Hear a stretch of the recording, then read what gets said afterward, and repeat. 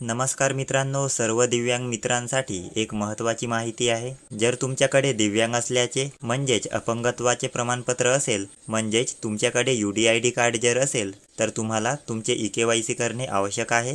जर तुम्ही हे eKYC केले नाहीत, तर जे काही लाभ तुम्हाला दिला जातो तो बंद होऊ शकतो। तर लवकरात लवकर आपले eKYC करून घ्या। अगदी सोपी प्रोसेस आहे। हे eKYC तुम्ही स्वतः आपल्या मोबाईलवरून अगदी 1 मिनिटामध्ये करू शकता। तर व्हिडिओ नक्की शेवटपर्यंत पहा। व्हिडिओवर पूर्ण प्रोसेस सांगितलेली आहे आणि चॅनलवर जर तुम्ही पहिल्यांदा आले असाल तर आमच्या चॅनलला सबस्क्राइब करून ठेवा। अशाच प्रकारची महत्त्वपूर्ण माहिती तुम्हाला भेटत राहील।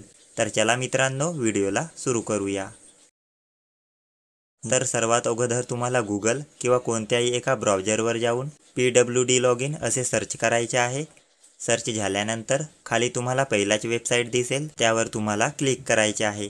या वेबसाईटचे लिंक तुम्हाला डिस्क्रिप्शन व कमेंट सेक्शनमध्ये सुद्धा भेटून जाईल। तुम्ही तेथून सुद्धा याला ओपन करू शकता। वेबसाईट उघडल्यावर तुम्हाला सरळ लॉगिन पेज दिसेल। तर आता येथे तुम्हाला लॉगिन करायचे आहे। तर लॉगिन करण्यासाठी येथे तुम्हाला एनरोलमेंट नंबर किंवा UDID नंबर विचारला गेला आहे, जे की तुम्हाला तुमच्या UDID कार्डमध्ये दिलेले असते। तर जे काही तुमच्याकडे असेल त्यापैकी एक नंबर येथे टाकून घ्या। मी येथे UDID नंबर टाकतो। UDID नंबर टाकल्यानंतर खाली तुमच्या डेट ऑफ बर्थ म्हणजेच तुमचे जन्मतारीख विचारला गेला आहे। तर यावर क्लिक करून तुमचे जन्मवर्ष, नंतर महिना व तारीख याप्रमाणे येथे ते निवडून घ्या। जन्मतारीख निवडल्यानंतर खाली तुम्हाला एक कॅप्चा विचारला जाईल। जसे की तुम्ही येथे पाहू शकता की मला येथे विचारला गेला आहे की 9 + 1 किती होतात। तर मी येथे 10 टाकतो। तुम्हाला एखादा वेगळे प्रश्न सुद्धा येऊ शकतो, तर ते तुम्हाला येथे बरोबर टाकून घ्यायचे आहे। कॅप्चा टाकल्यानंतर आता खाली तुम्हाला लॉगिन बटनावर क्लिक करायचे आहे। क्लिक करताच आपले लॉगिन येथे झालेले आहे।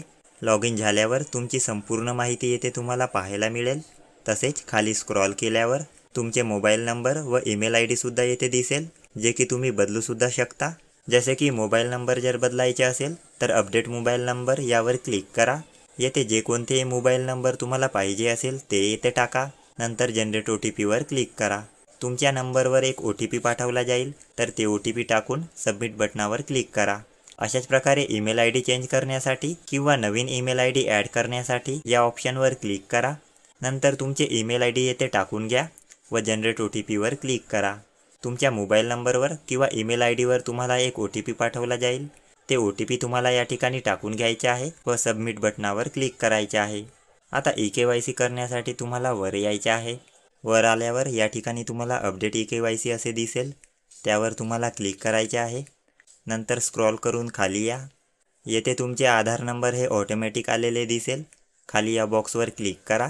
नंतर जनरेट OTP वर क्लिक करा।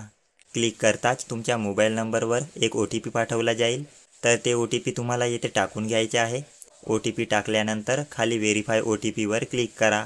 येथे सक्सेसफुली व्हेरीफाईड असा मेसेज दाखवत आहे, म्हणजेच आपले eKYC जे आहे ते आता पूर्ण झालेले आहे। तर अशा प्रकारची आजची ही माहिती होती। हा व्हिडिओ जास्तीत जास्त आपल्या मित्रांना पाठवा, जेणेकरून त्यांना सुद्धा ही माहिती कळेल। तर पुन्हा भेटूया नवीन एका माहितीसह। तोपर्यंत जय हिंद, जय महाराष्ट्र।